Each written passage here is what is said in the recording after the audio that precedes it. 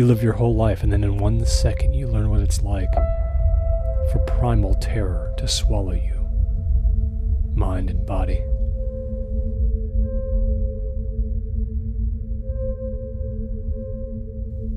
He was standing in the hallway, lit only on his left side by the bulb.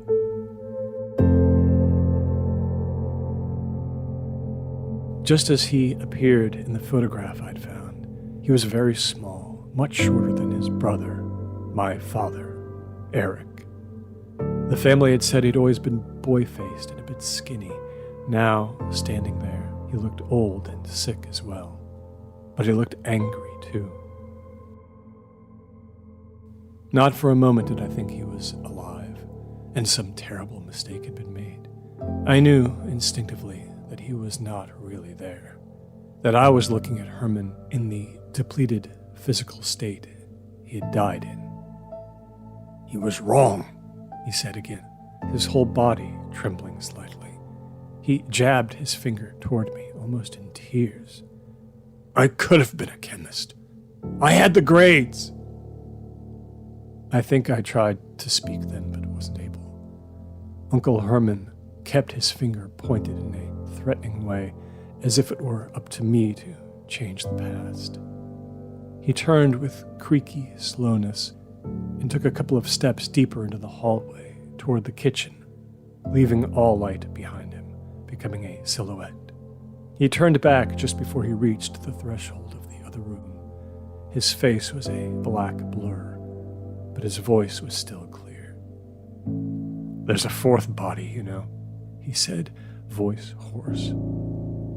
"Shovel still in the shed." Knife Point Horror. Tales of supernatural suspense written, produced, and narrated by Soren Narnia. Now transmitting from SpectreVision Radio, anywhere you hear podcasts. This episode is brought to you by Indeed. When your computer breaks, you don't wait for it to magically start working again. You fix the problem. So why wait to hire the people your company desperately needs? Use Indeed's sponsored jobs to hire top talent fast. And even better, you only pay for results. There's no need to wait. Speed up your hiring with a $75 sponsored job credit at Indeed.com/podcast. Terms and conditions apply. The family that vacations together stays together. At least, that was the plan. Except now, the dastardly desk clerk is saying he can't confirm your connecting rooms. Wait, what? That's right, ma'am. You have rooms 201 and 709. No, we cannot be 5 floors away from our kids. The doors have double locks. They'll be fine. When you want connecting rooms confirmed before you arrive, it matters where you stay. Welcome to Hilton. I see your connecting rooms are already confirmed. Hilton, for the stay. SpectreVision Radio. Telemetry in launch condition. Well, some other observers are... Hey, it's late night. It's late night on the astral plane, where it's never too late. With your host, Brian Singer.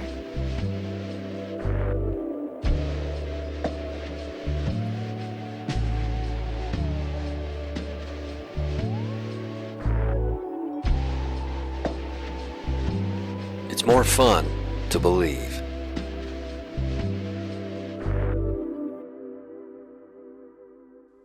Hello, everyone. Thank you for checking out another voyage of Late Night on the Astral Plane. I'm your host, Ryan Singer. Thank you for joining me on this solo voyage today, this morning, this evening, late at night, overnight. It's never too late over here. We are going to get into a few things here on the program. I love calling it a program. On the program, on the show, on the smattering of wildness here today. One of the things I want to do, Meetings with Remarkable Men by Gurdjieff. George Gurdjieff. I believe I'm spelling that correctly. This is a book that came highly recommended or was referenced by Dr. Roger Nelson in a previous episode of the show back when it was me and Paranormal You.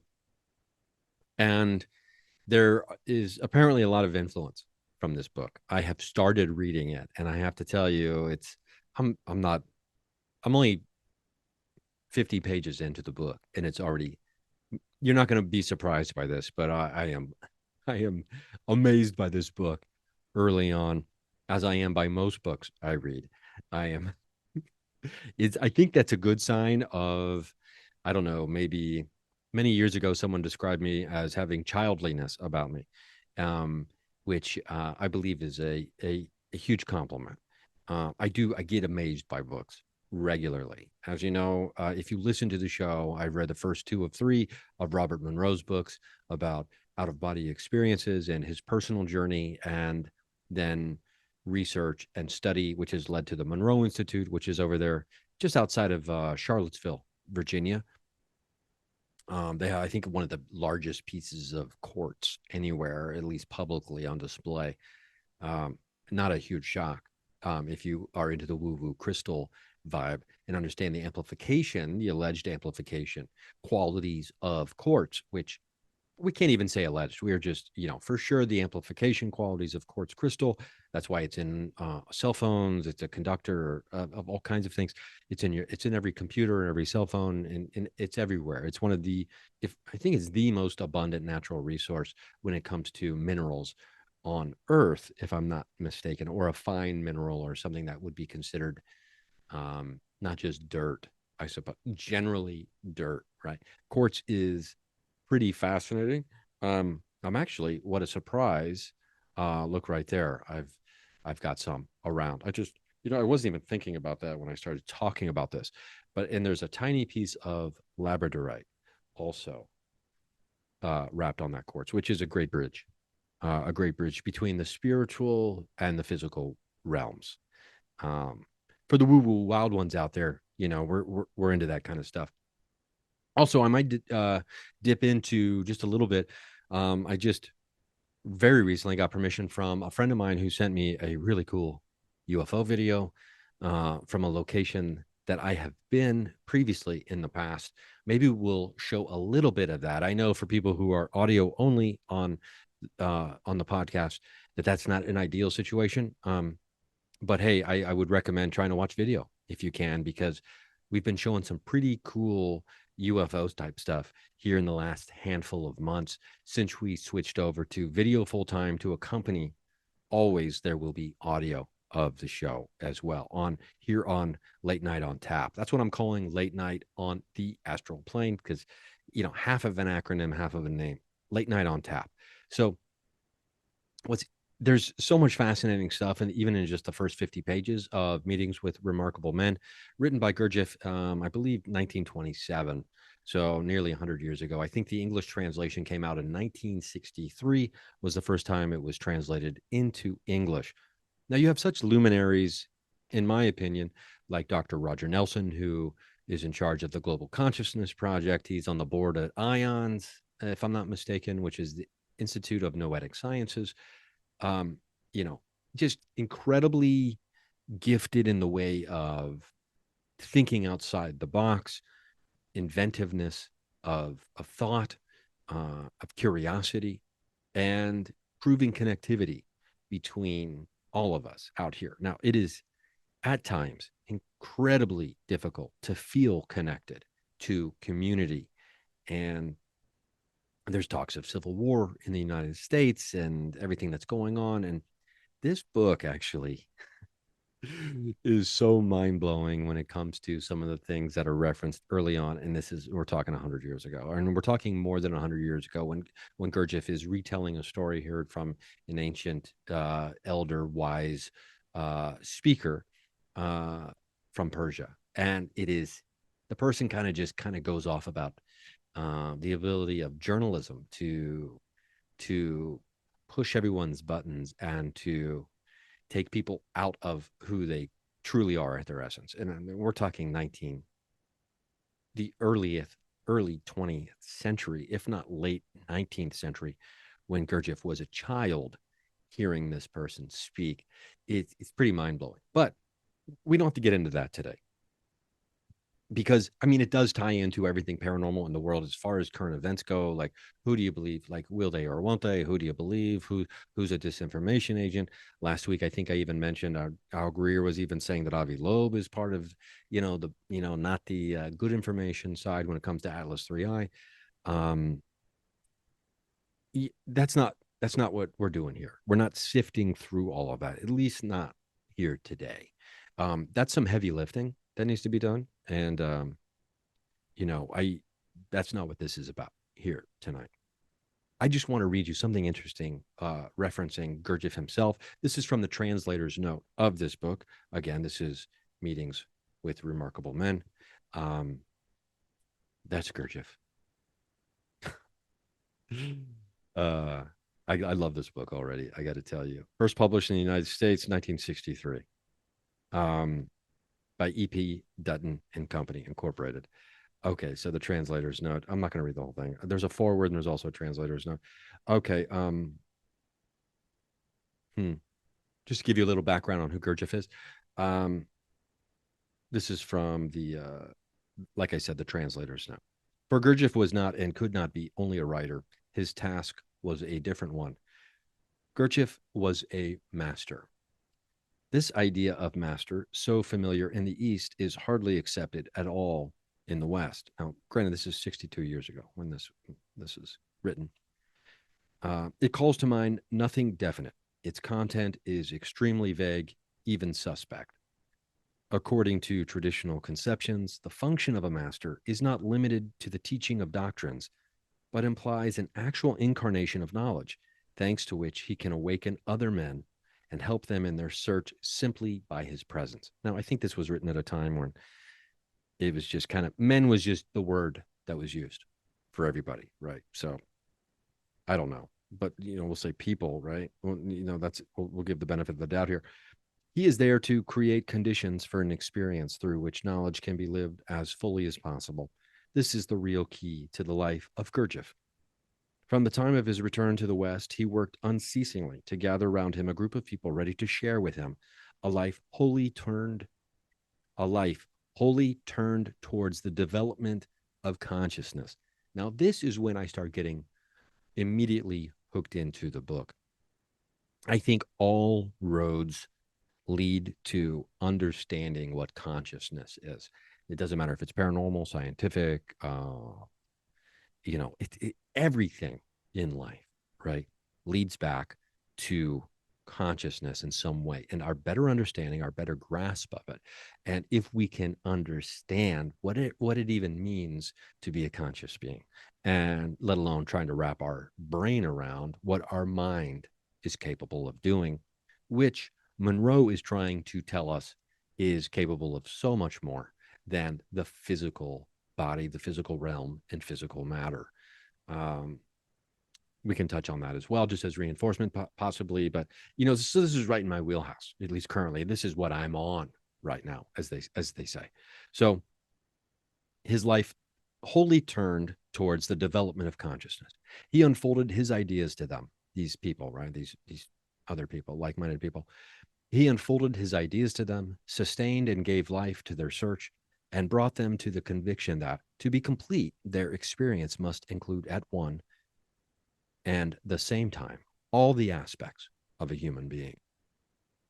And this is the very idea of the, quote, harmonious development of man, end quote, on which he based that institute, which for many years he strove to set on its feet. Working towards this goal, Gurdjieff had to fight a relentless battle through all the difficulties caused not only by war, revolution, and exile, but also by the indifference of some and the hostility of others. To give the reader some idea of this struggle and of his tireless ingenuity in carrying it on, there has been an added chapter not originally intended for this book. We don't need to get into that. Gurdjieff, was going through, there's world wars, all kinds of things happening. This idea, though, that what is a master? We hear this, we hear, ascended masters, whether you're into theosophy or whether you're into what we'll call new age gurus, masters, these oracles of source and truth and ultimate understanding, right? What is a master? And when they take physical form, potentially, if they're here walking amongst us, why is it some human beings become masters? And what does that even mean? And for for the sake of this, it is not only it's the function of a master to not only teach the doctrines, but implies an actual incarnation of knowledge, right? That's the thing that's interesting. And it is only because of this incarnation of knowledge that they are then capable of awakening it in other people, which is see as I am, be as I am, I suppose, kind of a thing, as opposed to do what I say. They are there to create conditions for an experience through which knowledge can be lived as fully as possible. And so now let's just talk a little bit about this fellow, because while he was alive, and especially towards, for a good part of his life, there were apparently a lot of people trying to get an audience with him. They wanted to know all things about Gurdjieff. They wanted to know his opinion on things, because, to be frank, Gurdjieff was into some wild stuff. If I can find it quickly, I will.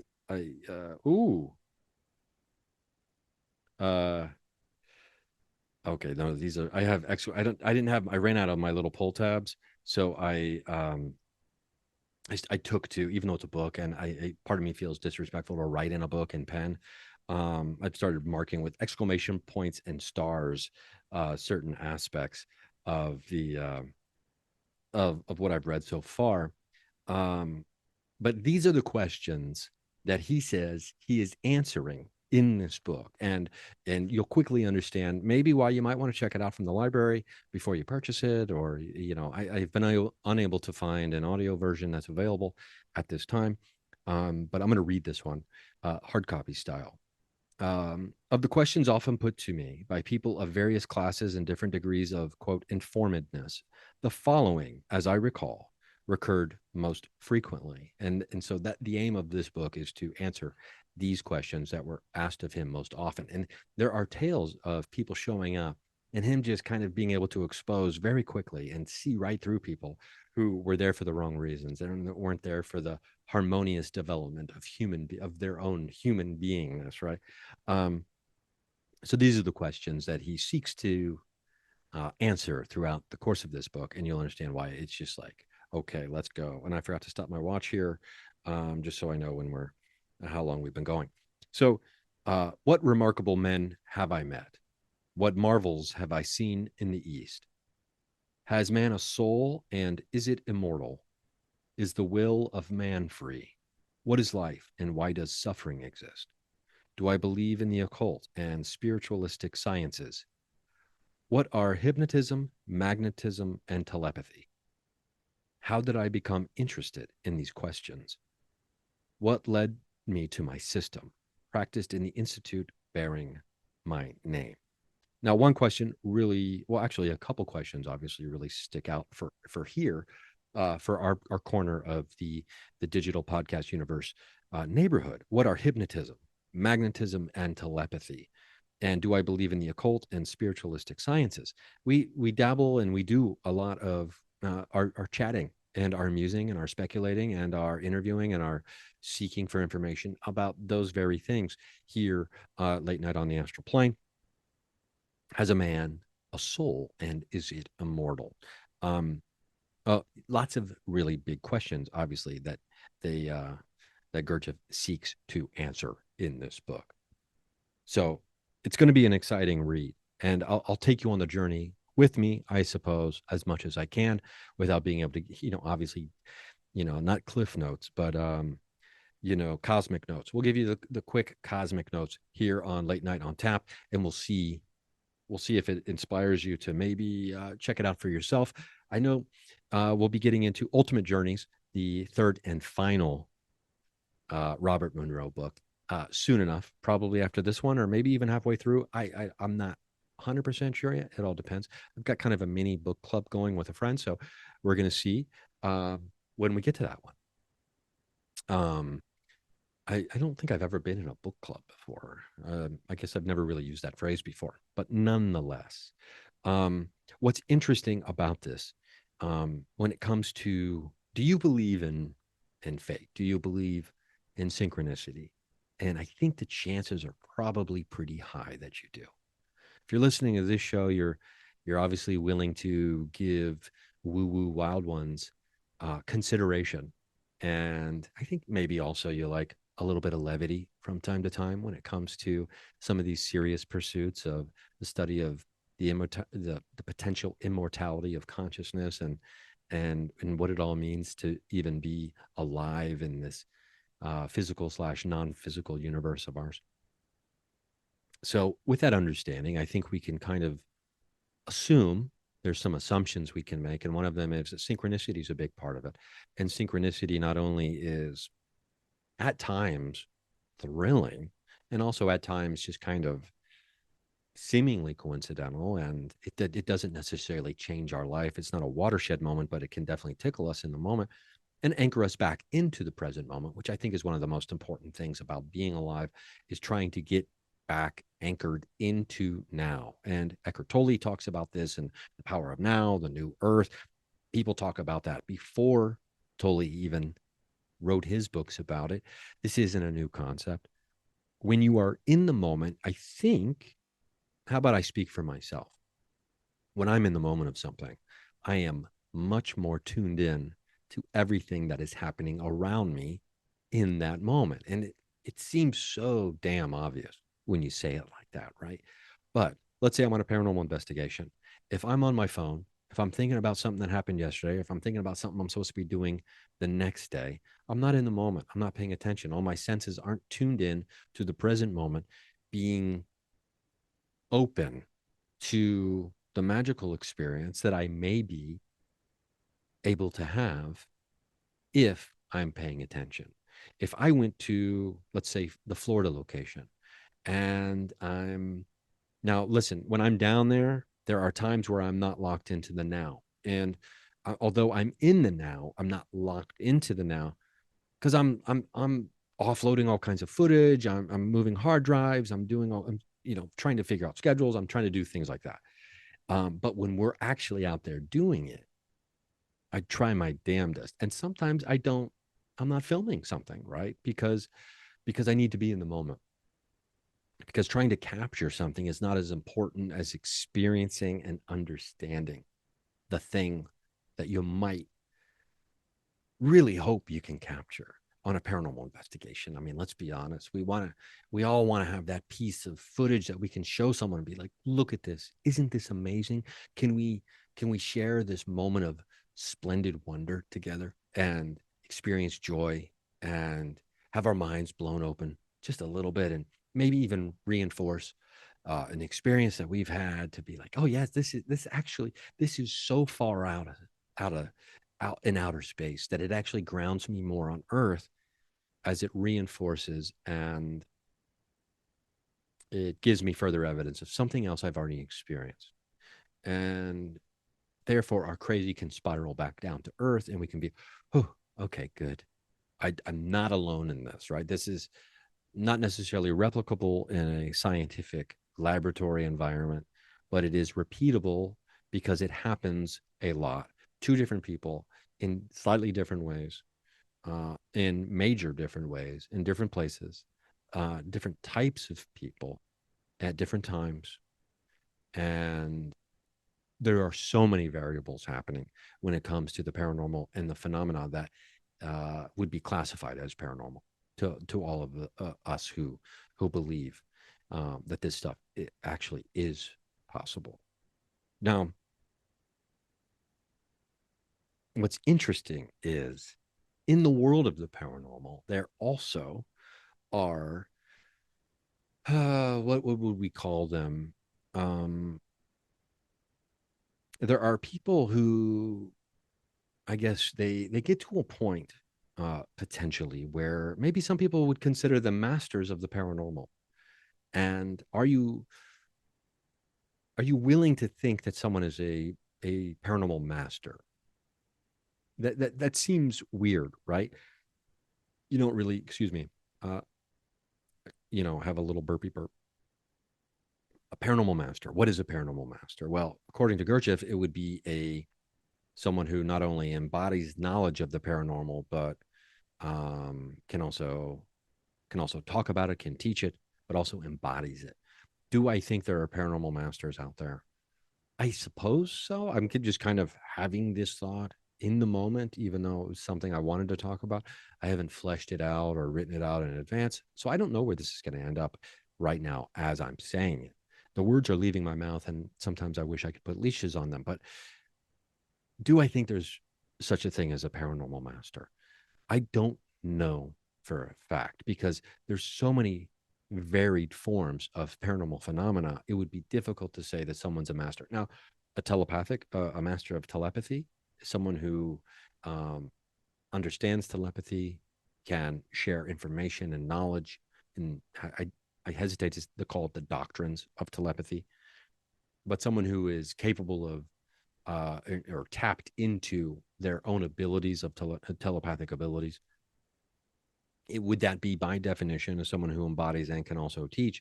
Is that someone who's a master, a telepathic master? Potentially, right? I think the word master has negative connotations for obvious reasons when it comes to specifically the United States of America and other places that,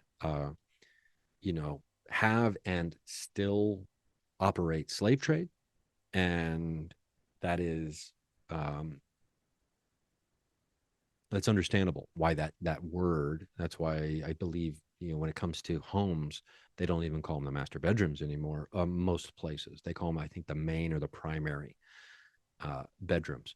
Now, but for our purposes here, when we're talking about the mastery of a skill, the mastery of a natural ability, the mastery of a paranormal concept, I think it's fine to be using this in that sense. Now, there is, if we look at the affirmation from Robert Monroe, it is, I deeply desire to expand, to experience, to know, to understand, to control, to use such greater energies and energy systems as may be beneficial to me and to all those who follow me. That is not like a Jesus following. That is just people who come after you. That is not meant to be someone who has followers, right? That's not what that means. That's what we're kind of talking about when it comes to a mastery of consciousness.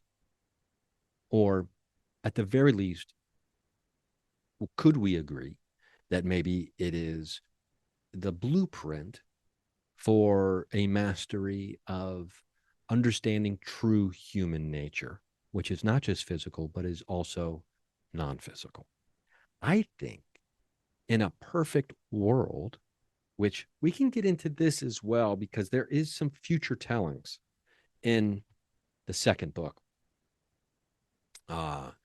Purported Earth Future, from Robert Monroe, from his travels out of body. And I don't know if we talked about that last week. I know we kind of got into a little bit, because I'm kind of a naysayer when it comes to people giving specific dates about, like, I read UFO of God. I really enjoy that book.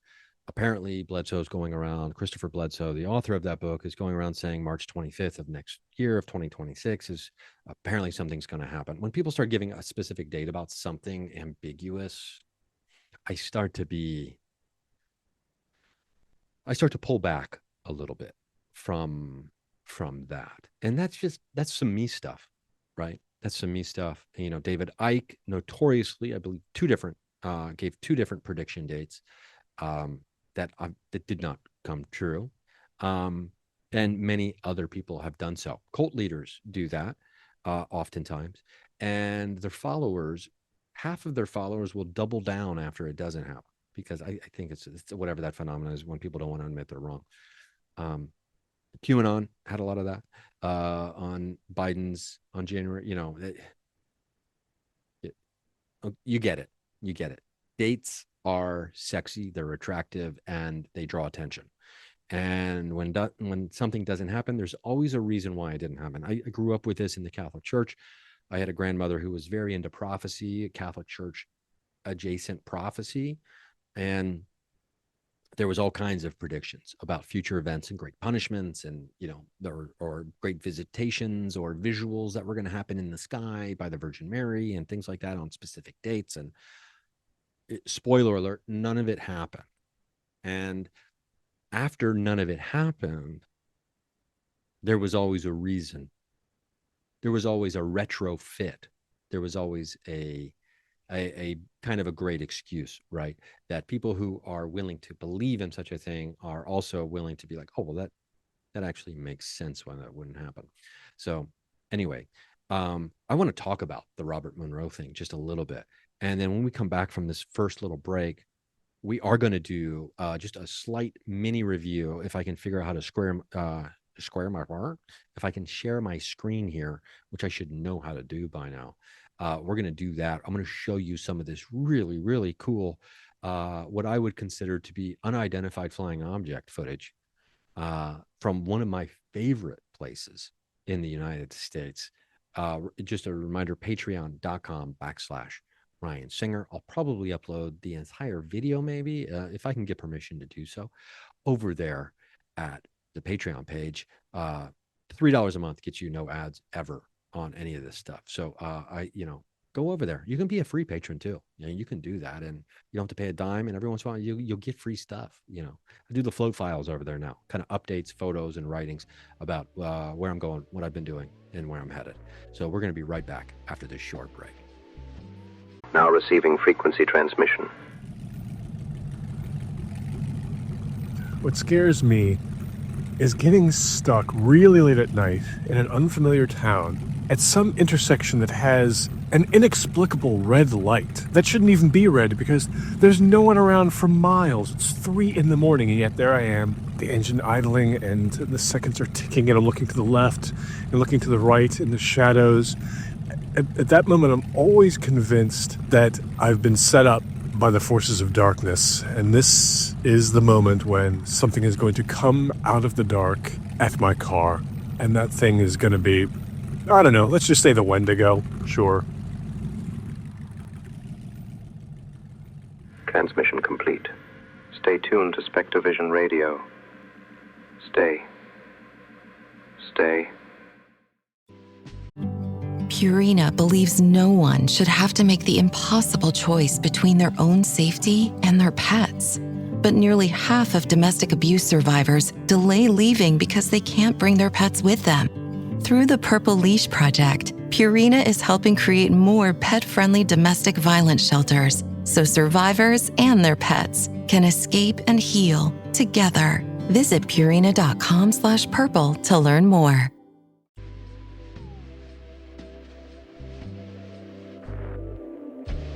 Okay, here we go. I'm going to scrub through this video real quick, and hopefully you're able to see this as I do it. I am doing a screen share. So let's look at this here. Now, this is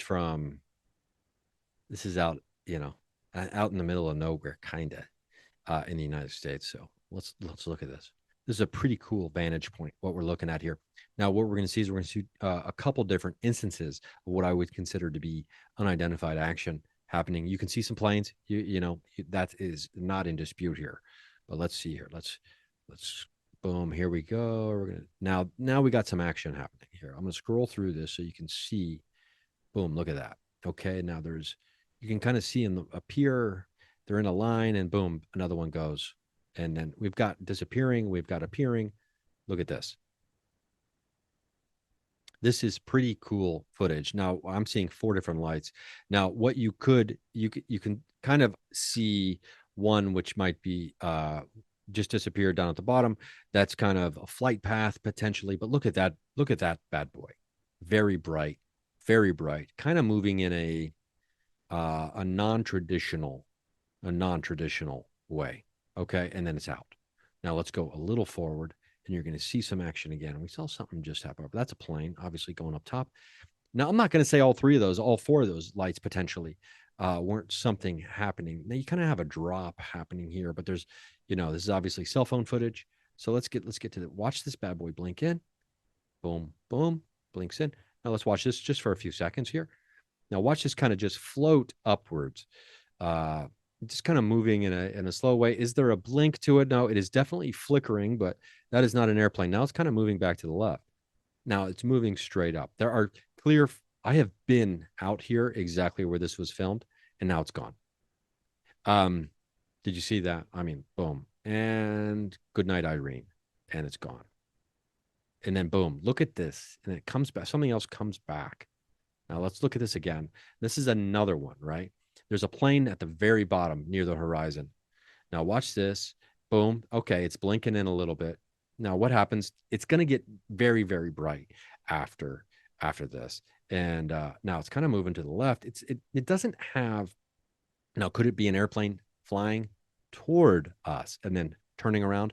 Airplanes don't turn around that quick to be able to lose sight of them. The light at the bottom that was moving from left to right is gone.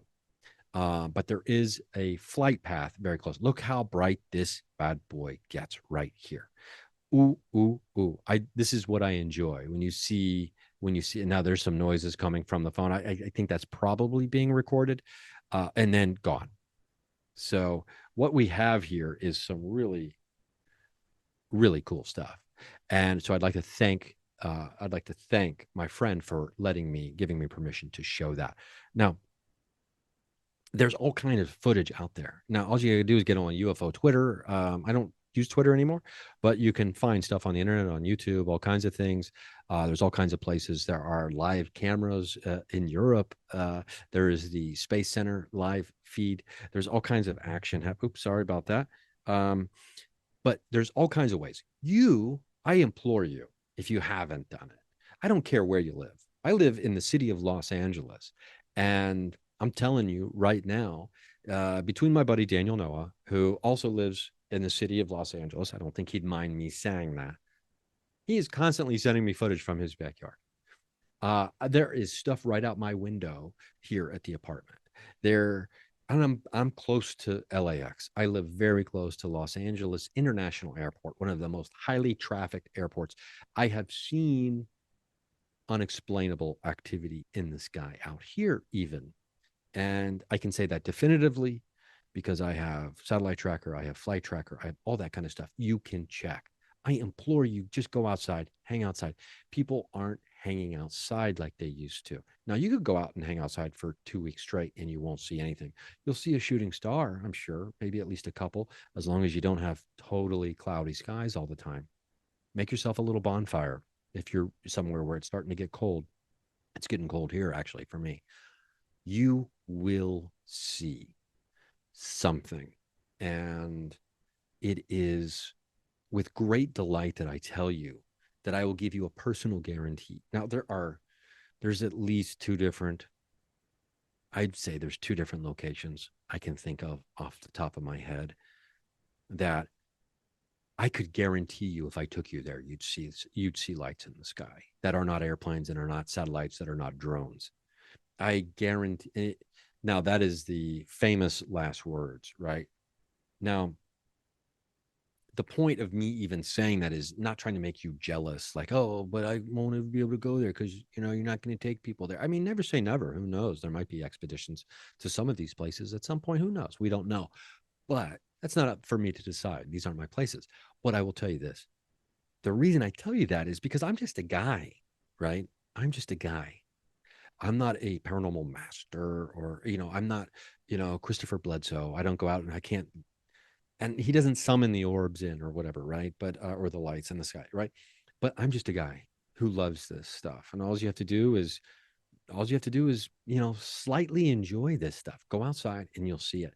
No matter where you are, no matter where you go, you'll be able to see something. I see one of the main reasons I got a moonroof when I had to buy a new car last summer. It's a great car. It's a 2012. I love it so far.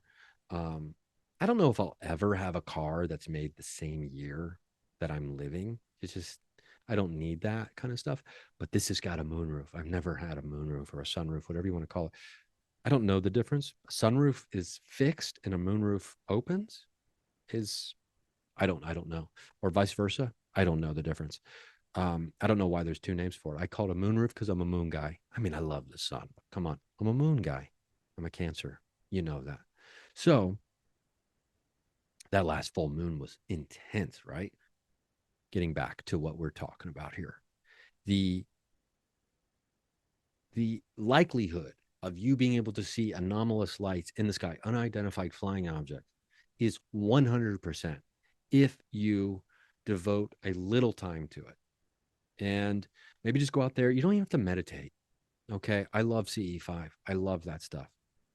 But half the time I've seen lights, I have not done anything like that. I've been out there and I've been a chill dude, right? And, you know, maybe set some intentions, do some deep breathing, have a good time. You don't have to be alone. Have some friends. Go out and who are into this. You will see lights. And if you're lucky, you might even be able to capture them on camera. I've got so many lights on footage over here that I even had time to go through yet since I've been home. I've been home, I don't know, not even a month. But the point is this: you'll get it, you'll see it, and it doesn't become so crazy. And the UFO hearings that are unfolding in front of our eyes here in the United States, all the other footage that people are talking about, Atlas 3I, the Boogosphere, none of this stuff seems crazy when you spend a little, if you slow down, if you take a breath and you open yourself to a bigger picture of the universe than me and to what I've got going on and what am I doing in my life. And if we get out of ourselves a little bit, I think that's the key. It's difficult to do because we have to survive, right? We have to pay rent. We have to feed ourselves and our children if we have them, and take care of, you know, our parents if they're older and need our assistance. There's lots of stuff going on. And trust me, I understand that. But we have to be able to make time for ourselves to be outside of ourselves. That's what's important.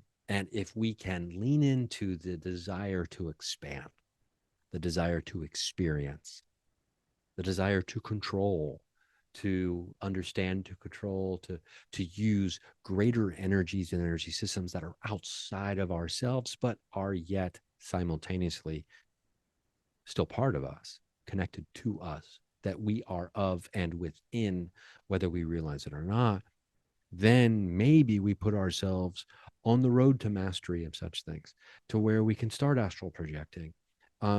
Full disclosure, I'm not over here just rolling out of my body every night, as Monroe would say. So I just rolled out and blah, blah, blah. And then he rolls out of his second body and then he's out. So you got to, not only do you got to get out of your physical body, you got to get out of your second body, and then you can go blast around. Now, I'm not over here telling you I've been doing the meditation program for over a year. I'm not there. I'm not doing that. Have I escaped? Have I, what's the word I want to use? Have I seeped out of my body a few times? You bet your sweet tush I have. And I'll tell you, it makes you just want to keep doing it and keep doing it. But guess what? Sometimes I get busy. Sometimes I got to pay my rent and I got to be working. I got to be doing, I'm traveling, blah, blah, blah, blah, blah, blah. Excuses, excuses, excuses. Excuses are like, you know, immortal consciousness. We all have one. And they all are never ending. Right? So can we be on the road to mastery of understanding the greater, bigger picture? You know, it's a fool's errand.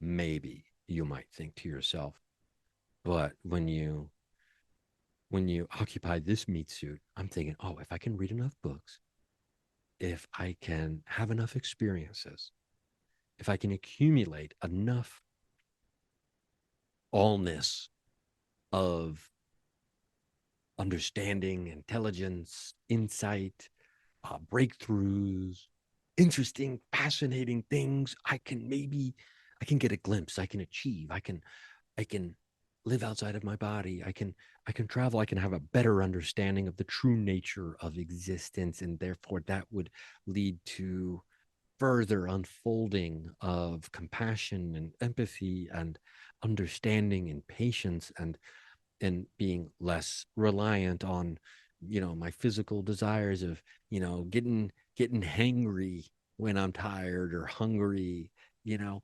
slangry. You get a little short when you're angry, right? You get short when you're hungry. Like if you can move past these physical things that put us on edge, or these things that trigger us, like deeply dark and intense political discussions. That doesn't mean you unplug and disconnect from everything that's happening around you. It means that you as, where did I just read this today? Hayden Christensen, who is famous for playing, Anakin Skywalker, Darth Vader in the prequels, and received an enormous amount of criticism, but also there's people who love him and things like that. So I don't. It was a lose-lose situation playing a young Darth Vader, right? Put that on the shoulders of a kid. Come on, get out of here. Anyway, I thought he did great. He was talking about he took a walk with George Lucas, and I'm paraphrasing, but Lucas said something along the lines to him, if this is an accurate quote, that, hey, don't worry about trying to change the entire world. The only thing you can really do is you can build your own world. You can make your own world, and you can invite people in to join you there. And I think that's a really beautiful way of looking at and describing, another very popular kind of adage. It's like, if you change your own world, you do change the world around you, because you're changing your part of the world, which therefore changes the greater world, which is changing everyone else's world. So can we focus on positivity? Can we focus on love, understanding, and forgiveness? Can we patience? Can we strive to grow patience? These are sometimes challenging tasks, but if we can do them in the darkest of times, then they should be a piece of cake when things are going great, right? I guess that's the idea. So the mastery of these things, to become a master, to embody these things, to be knowledge incarnate, right? I think that is a worthy aspiration for all of us to achieve such things. I guess specifically depending on what it is you want to be a master of, right? I think that's probably the caveat that should be mentioned here. But when it comes to wanting to become a paranormal master, or wanting to become a master of peace, love, and understanding, that's probably the tip of the iceberg, right? To be a compassionate and a passionate individual, to be passionate about compassion, that's a wonderful thing. To want justice and all those kinds of things. Now, how does that tie in necessarily to everything in the paranormal world? Well, I think anymore it has become so intertwined, whether it's the slow and the begrudgingly slow leak of disclosure information about us not being alone, not alone on this planet, let alone in the universe, is something that fundamentally changes the idea of what it means to be a citizen of the world, to be a person connected to potential entities that are very much different, and in some ways, by our very flawed definition of what it means to be advanced and superior, more superior than us. That is the problem here, I think, when we examine the definition, and that's where fear comes from. And maybe we'll talk about that. I feel like I got to take another break here, and then we're going to be right back. And I haven't even talked about the year 3000 yet, but we'll get into that as well. Just as a reminder, you can never have to deal with a commercial if you go over to the Patreon page, patreon.com/Ryan Singer, $3 a month, no commercials ever, right? You can do more than $3 a month if your heart desires it. Let's say, hypothetical situation, you're doing very well, and you think you want to give $4. You can do that. You can also get a discount if you do yearly. Some people do that. Very fiscally, what's the word I'm looking for? Clever? That's not the word. Anyway, we're going to be right back. Wish you could become a morning person? You know the type, up before the sun, early morning runs, first one to the office with donuts and a smile. How do they do it? Easy. With the new Galaxy Watch 8, sleep tracking and personalized insights from Samsung Health help you improve so you can wake up to a whole new you. One who, dare I say it, skips the snooze? It's possible. Train your sleep with Galaxy Watch 8. Learn more at Samsung.com. Requires compatible Samsung Galaxy phone, Samsung Health app, and Samsung account. And we're back. I hope you're back, because we're going to talk about the future. And we're going to talk about what it means to be a citizen of the entire galaxy and not just Earth. Now, we have flawed definitions of things, and oftentimes we try to dismiss things without looking at a source or a cause. I think a great example of this would be, all the racist and awful text messages that came out in the Young Republican group thread chat that is all over the news the last couple of days. And a lot of conservative Republicans are they're just kids being kids. But why do kids make jokes like that? I'm not going to pay attention to that because that's just kids. Why is that okay for kids to be just kids in that way to you? That's the questions that you don't really see people asking a bunch. But why are kids thinking that's funny? Why do people still tell racist jokes and think it's funny? And why do they think it's funny and harmless at the same time? What's the cause of that? And what is the root that goes into that? And then when you dig deeper into the roots of certain things, specifically when it comes to racism and misogyny and things like that, you start to get your hands dirty a little bit because you understand just how dirty it really is. If we look at what it means to be superior, right? So this ties in. Our idea of what superiority means, right? We have superiority over this planet, according to a lot of people, all the animals on the planet. And for a long time, there's, white supremacy still exists where people think they are superior over other people on the planet.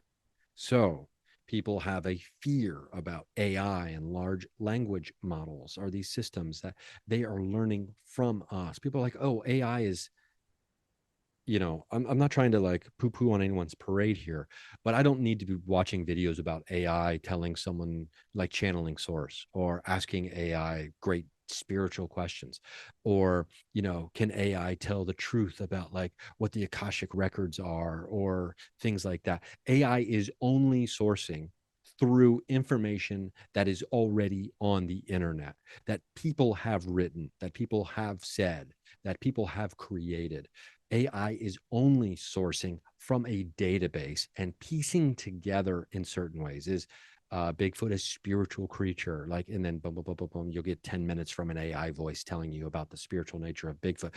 That is sourcing someone else's thoughts. Someone else already said those exact same things. In fact, probably 100 people have said those things, and AI is stealing it all, taking it all with no attribution, and piecing together its own idea. It is plagiarism on a mass scale. It is theft of art, intellectual property, et cetera, et cetera, et cetera.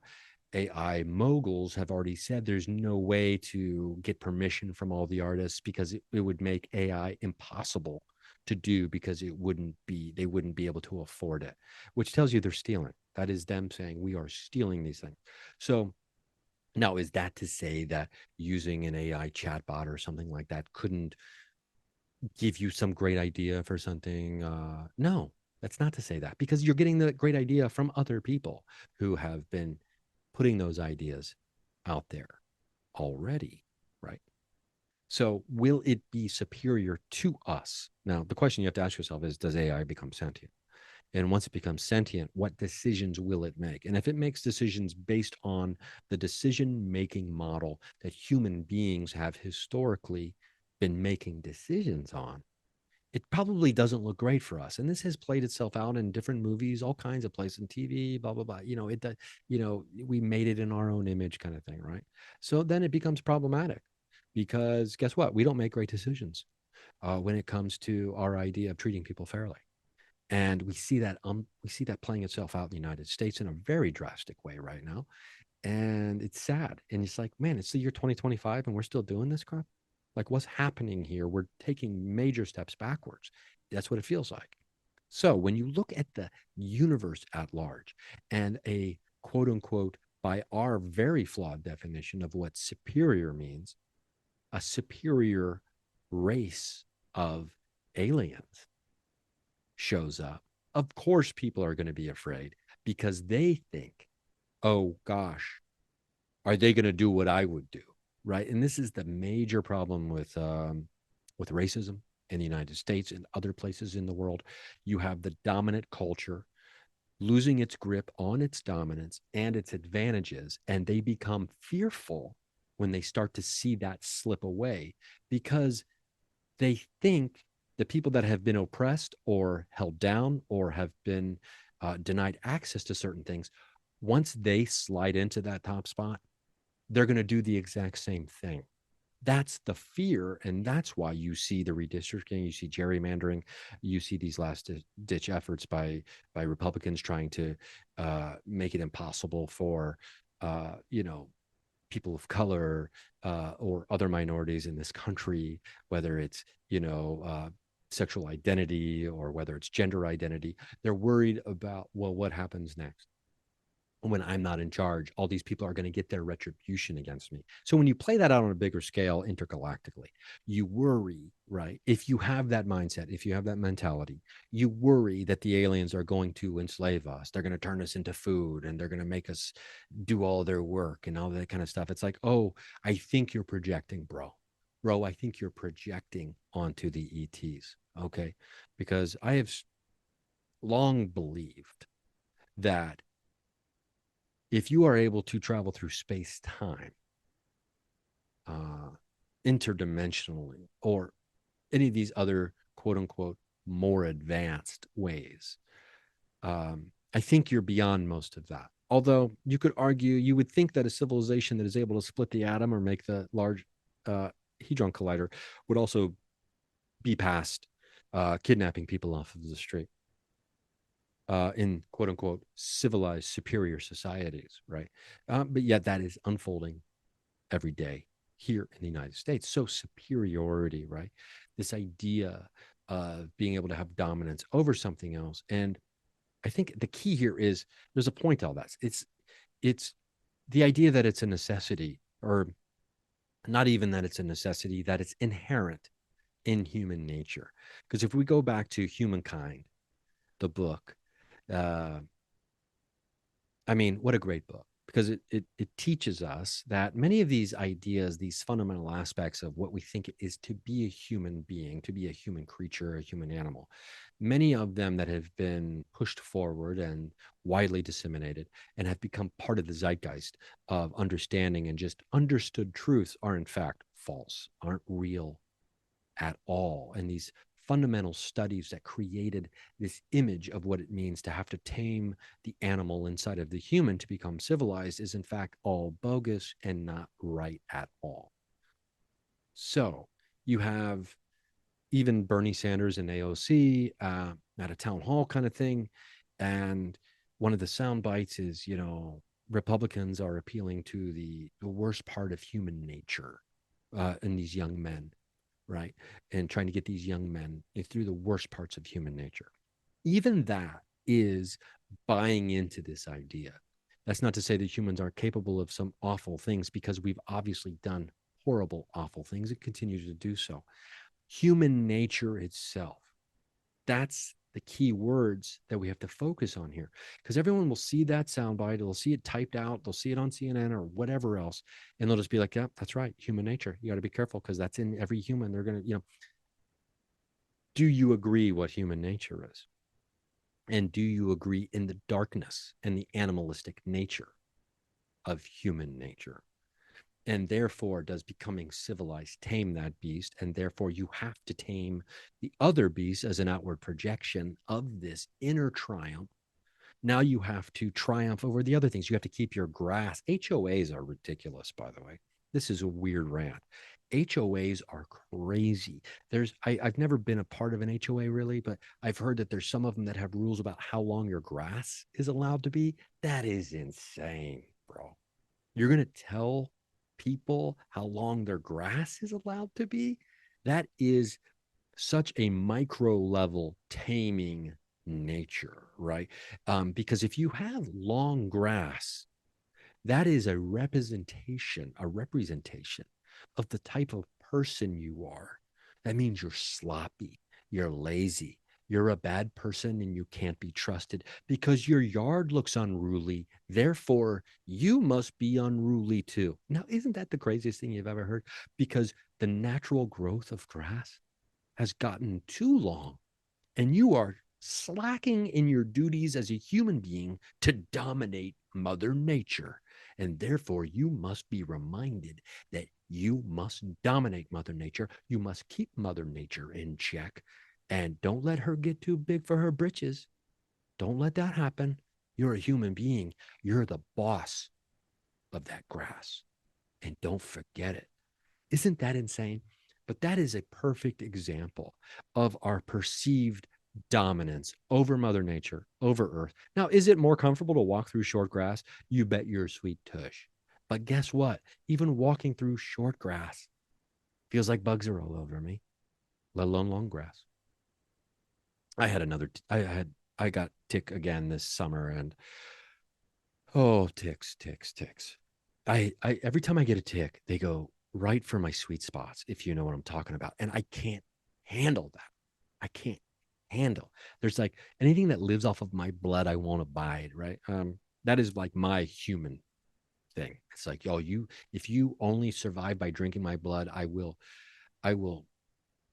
show no I will show no mercy when I am extinguishing the process of you living off of my body. I will remove you and I will end it. I will end it there. And I gotta work, maybe that's something I gotta work on. I don't like parasitic things trying to leech off of me, I suppose. When it comes to insects. Not to mention that they spread Lyme disease. And we don't like that. So let's talk about the year 3000, because all this might seem dark and dire. And I'm not trying to make it, I'm not trying to make this a political thing. It's a human thing. And once we understand that we're projecting our own fears onto things that we perceive to be superior to us, when it comes to the aliens. And that's why the Department of Defense, that's why all these people are trying to make this alien threat, and they're trying to weaponize, and they're trying to use it as fear to accumulate more defense dollars and defense contractors. They make a living off of building weapons. So of course they want you to be afraid and scared and want to defend yourself constantly. Because if you give all that up, they're out of business. You understand, right? That the minute we all realize that we get along, that we're all pretty chill dudes, right? The minute we all realize we're pretty chill dudes, and there's about, maybe a couple thousand psychopaths that run the world. Once we realize that there's billions of pretty chill dudes, guess what? All of the super, super rich warmongers, and there's a lot of them, they go out of business and they're done. And it's self-preservation. So they perpetuate the lie of hierarchy, which is a myth. It's an illusion. We aren't better than cows. We aren't better than cats. We aren't better than rats. I sound like I'm writing a children's book. We aren't better than ticks. Don't tell me that. Why did I have to admit that? I'm not better than a tick. I'm not, even if the disease I carry is genetically engineered. We're not going to get into this. We're not going to go there with that.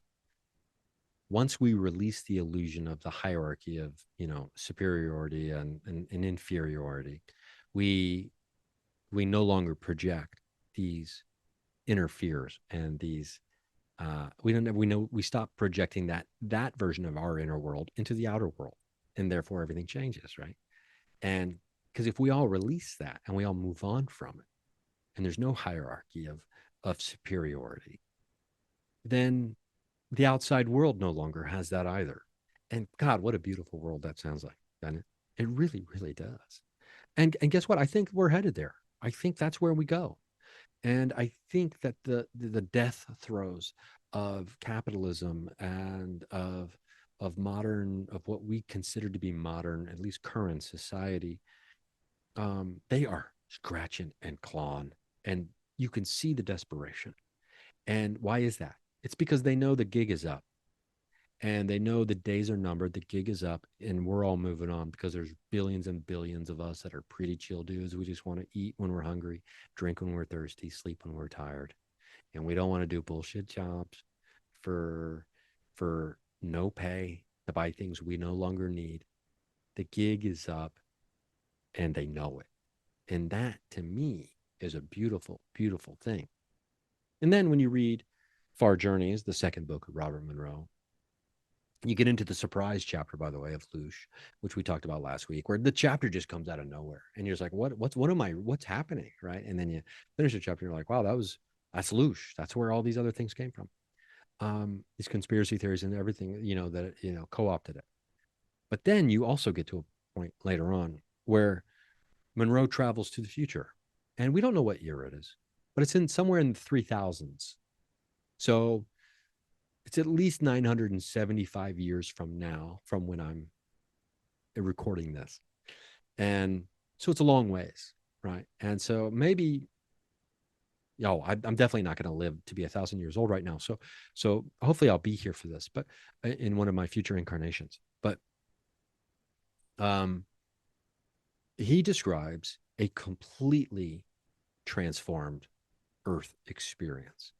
We're talking about basically no cities. We're basically, from what I remember, no jobs. We're talking about a complete acceptance and embracing of the non-physical nature of our true selves, and where the human body will at times be used as a thing to jump into every once in a while. But there's no ownership. The physical body no longer owns the person. And the person, the consciousness, no longer really owns the physical body, right? They're kind of like, those Lime scooters you see on the street? You can just pull up to them. If you see one of them, you can get the app out and you can say, oh, I'd like to take this for a ride. That's human bodies in the future. Doesn't that sound cool?